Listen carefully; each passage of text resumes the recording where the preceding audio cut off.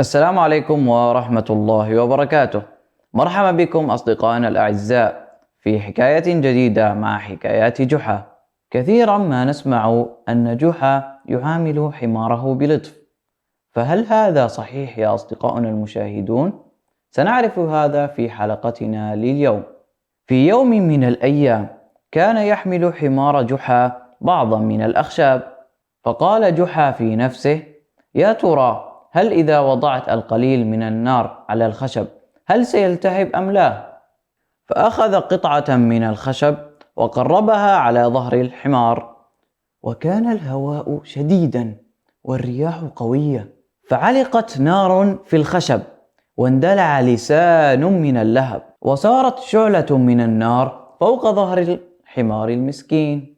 فراح الحمار يقوم ويقعد وينهق لشدة الحرارة فوق ظهره. فلما رأى جحا أنه لا يستطيع الاقتراب من الحمار أو إنقاذه صرخ فيه بصوت عال وقال له: إذا كان فيك عقل فأسرع إلى البحيرة. وهكذا يا أصدقاء انتهت حكايتنا لهذا اليوم، وهكذا عرفنا أن جحا لا يهتم لحماره.